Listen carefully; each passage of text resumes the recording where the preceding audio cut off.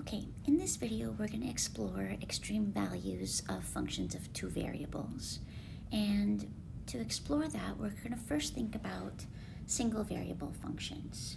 So you might recall from Calculus 1 that if we have a single variable function, critical points are candidates for extreme values.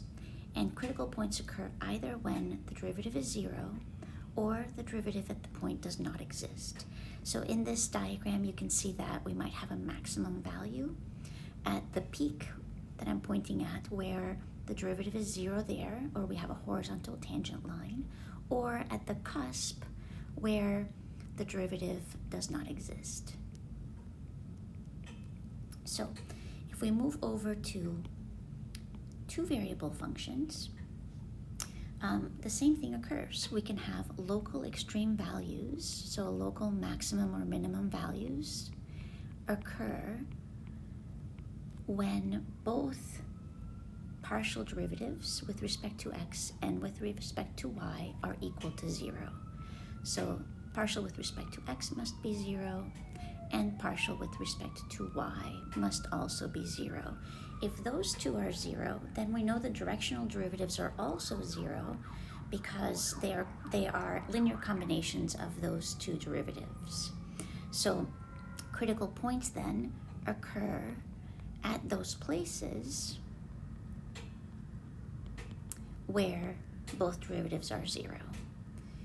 So or where at least one of the partial derivatives does not exist. So very similar to single variable calculus. Or either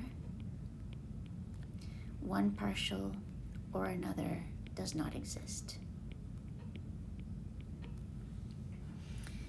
Okay, we can also have, if you notice with single variable calculus, it's possible that our derivative is 0, our first derivative is 0, but we have actually an inflection point. So here we have a horizontal tangent line, but that is neither a maximum nor a minimum value because our function does not change directions. It continues to increase on either side of this value. Something similar can happen too with two variable functions.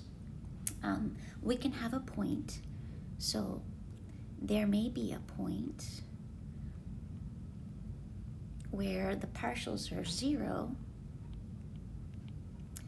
but it's neither a max nor a min value. So and that means there's a change in concavity, but it's not an extreme value.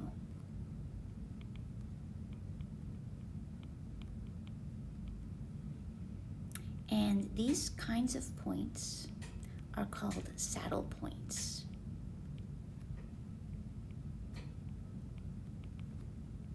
We'll talk more about these in the upcoming video, but these are called saddle points.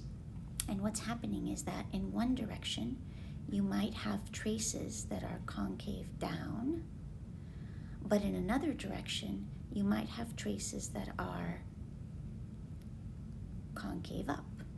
And so the points where these meet, both partial derivatives are 0, but some values of the function are higher on either side if you go in one direction, and some values of the function are lower on either side if you go in another, which means this is not an extreme value.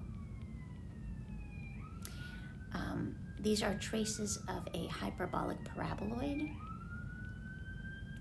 That is a very typical saddle point. So let's just summarize what we have so far. We have a theorem that tells us that our function f has a local maximum or minimum at a point AB if both derivatives exist and they're both equal to 0. Now, there may or may not be maximum and minimum values if they're both equal to 0, but that must be true in order to have a local max or min value. So the definition of a critical point for functions of two variables are interior points. So points on the xy plane in the domain of our function. They're critical points if one of two things happens. Either both partial derivatives are 0, or at least one of them does not exist. So that is the definition of a critical point. In the next video, we'll do some examples where we look for those critical points and try to determine a little bit later whether we have extreme values there.